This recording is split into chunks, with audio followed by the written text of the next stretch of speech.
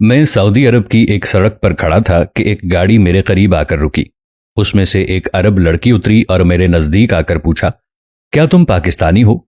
मैंने बड़े फख्र से इस बात पर सर हिलाया तो कहने लगी, तुम पाकिस्तानी क्या हो? आज तक मुझे समझ नहीं आया।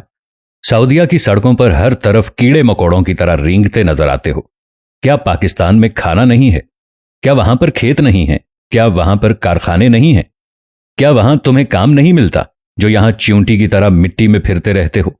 वो बोलती रही, फिर कुछ नाजेबा अल्फाज भी कहे जो मुझे सुनना भी पड़े कि मैं उसके मुल्क की सड़क पर खड़ा था और मैं दिल ही दिल में उस नौजवान लड़की की कमअक्ली पर अफसोस के साथ मातम भी कर रहा था। उसे मालूम ही नहीं कि पाकिस्तानी अवाम के पास सरे महल है, बैरून मुल्क के बैंक हमारे पैसों से भरे पड़े हैं और अपनी मईशत को चलाते हैं। दुबई में हमारे बड़े बड़े प्लाजे हैं, लंदन के महंगे इलाकों में हमारे बहुत से फ्लैट्स हैं और प्रॉपर्टी है। अमेरिका में हमारी बहुत सी मिल्कियती चीजें हैं। हमारे पास रायवेंट का महल है, हमारे पास बिलावल हाउस की शान शौकत है, हमारे पास बनी गाला के महल हैं। ऐसे महल तो उसने ख्वाब में भी नहीं देखे होंगे, क्योंकि आज तक मैंने ऐसा नहीं देखा। मैं अपने अंदर अंदर चीख चीख कर कह रहा था कि जाओ जाकर पनामा की रिपोर्ट देखो, हमने टॉप किया है उसमें। ऊपर से शुरू करो, हम नजर आएंगे। हमारे मुल्क के तमाम वज़रा अपनी वजारतों के अलावा भी खिदमात सरंजाम देते हैं। हमारे सियासतदान, जर्नैल, ब्यूरोक्रेट सबके सब अरबपति हैं। हमारी अदालतों में हमारे काजी अपनी मर्जी के फैसले सुनाते हैं। तुम्हें क्या पता, थर के कहरजदा इलाकों में बिलावल साहिब अंग्रेजी और उर्दू में अपनी रियाया का हाल पूछते हैं, जो कभी स्कूल गए ही नहीं और जिन्हें सिंधी के अलावा कोई जबान समझ तक नहीं आती।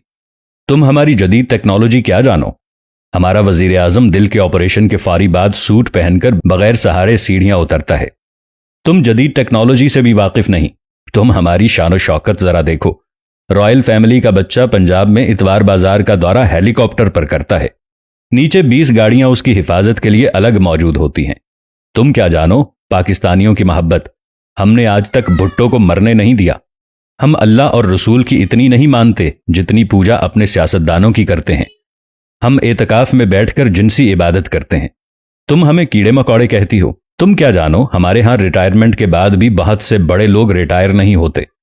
हमारे असातिज़ा और दीगर सिविलियन रिटायर होने के बाद बैंक के बाहर अपने जिंदा होने का सर्टिफिकेट लिए खड़े होते हैं कि हम जिंदा हैं, हमें चंद हजार रुपए पेंशन दे दो। तुम क्या जानती हो कि हमारी एहतसाब अदालतें 40 करोड़ की करप्शन पर 2 करोड़ में केस बंद कर देती हैं और 50 करोड़ से कम करप्शन पर कोई भी नहीं पूछता। तुम क्या जानो अशराफिया के लिए हमारी अदालतें छुट्टी वाले दिन भी खुली होती हैं। अगर हमने यूनिवर्सिटी बनाने के लिए सोचा तो तुम सऊदीया वाले हमारे यहां तालीम हासिल करने के लिए हमारे मुल्क के वीजे लेने के लिए लाइन में खड़े नजर आओगे। हम ये सोचकर नए स्कूल नहीं बनाते कि अक्ल में हम बहुत ज़हीन हैं और हम अनपढ़ होकर इतने ज़हीन हैं। अगर मजीद तालीम हासिल कर ली तो दुनिया के बाकी ममालिक की आवाम की हक तलफी होगी। दिल ही दिल में ऐसी कई बातें मैं उसे सुनाता रहा।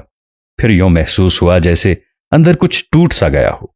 मेरे दिल की धड़कनें बेतरतीब सी होने लगीं और आंखों में जो नमी थी शायद मौसम का असर था। सख्त लू चल रही थी, सर्दी नहीं थी, मगर फिर भी नाक बहती रही। वो मुझे देखती रही, मैं उसे देखता रहा। फिर दिल ने जोर से आवाज लगाई कि हमारा भी कोई मद्दे मुकाबिल नहीं है और कोई हमारे खिलाफ साजिश न करे। जब उसकी नजर मेरी बहती नाक पर पड़ी तो उसने उबकाई ली और वापस अपनी गाड़ी की तरफ जाने लगी। मेरी समाअत ने उसके ये अल्फाज सुने कि तुमसे बड़ा कोई बेगैरत मैंने नहीं देखा, और मैं उसी के मुल्क में बेआसरा होकर अपने कमरे की तरफ जाकर न जाने कितने साल से सिर्फ यही सोच कर रो रहा हूं कि हम अपने बच्चों का पेट पालने के लिए परदेश में कैसी कैसी बातें सुनते हैं।